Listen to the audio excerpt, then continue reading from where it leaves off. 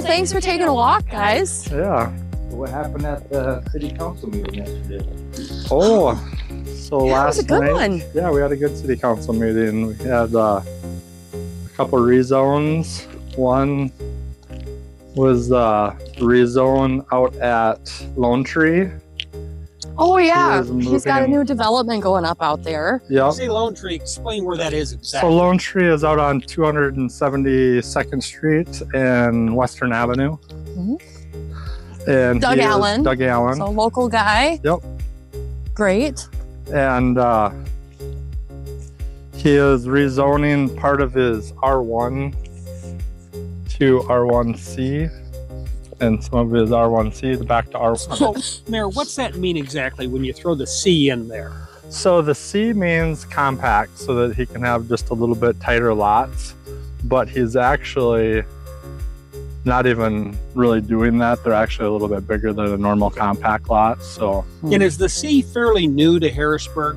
It is. Within It the is. last year, we just updated the zoning code That's what I thought. to allow for those, Yep. which is in line with a lot of other communities around us that are growing at a pretty fast clip.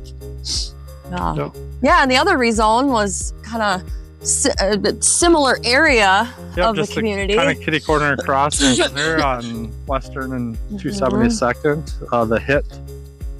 The hit edition.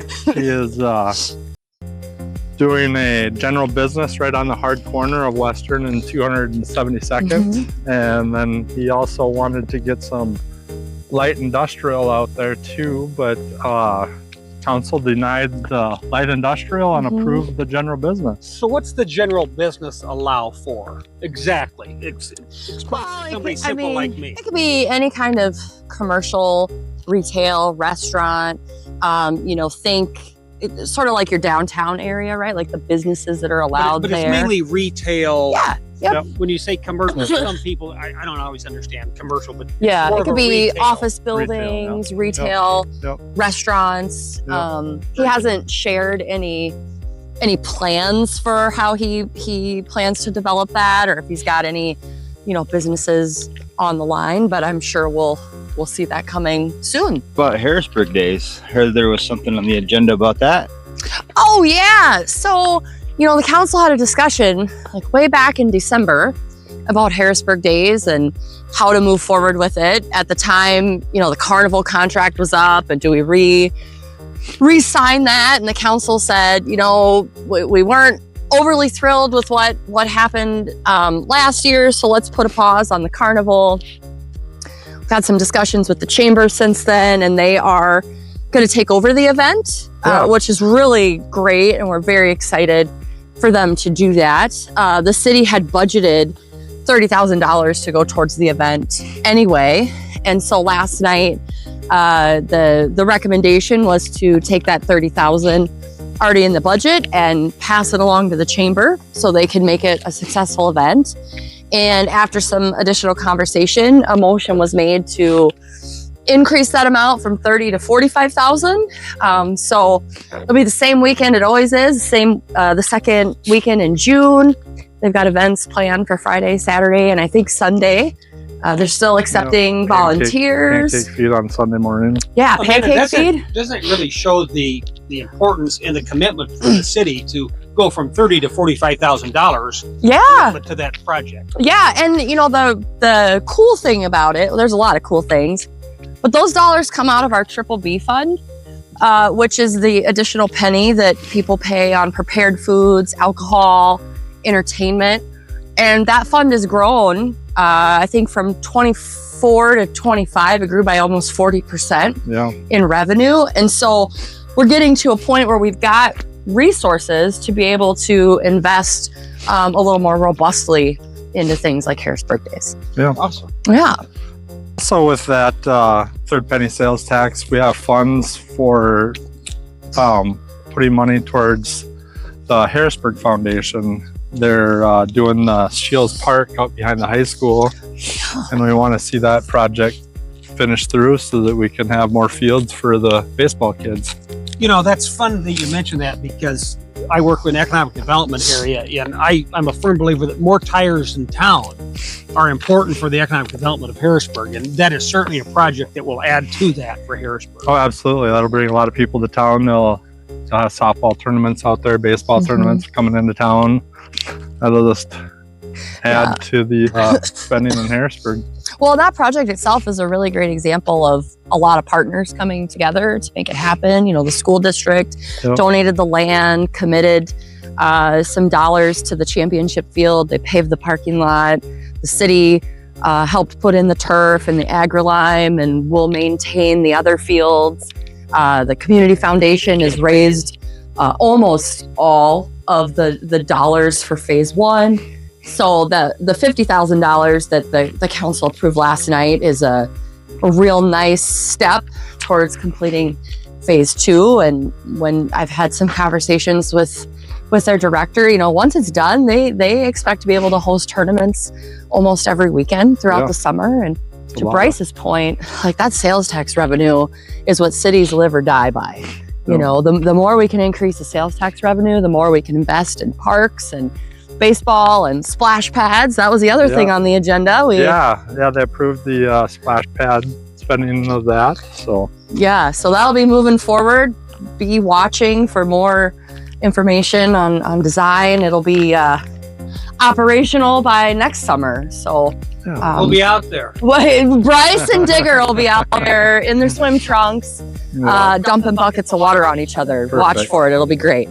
Yeah, another thing that was on the agenda last night was the approval of the Willow Street project.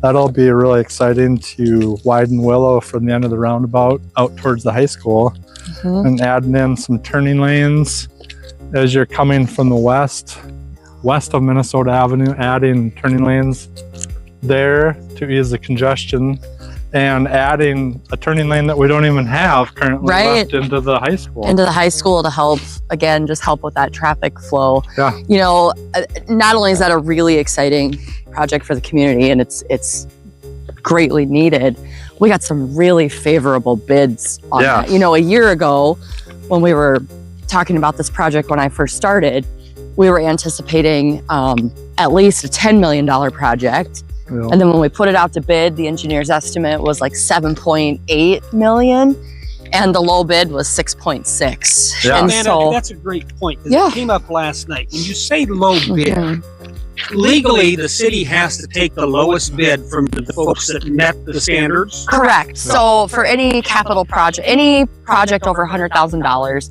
is required to be publicly bid, and there's a very specific list that says, and basically you got to award the low bid unless they've done this, and this. So if there was a local bidder that had a close bid, it doesn't matter because state law dictates. Correct. Thank you. Yeah, and the state law in South Dakota doesn't allow for any kind of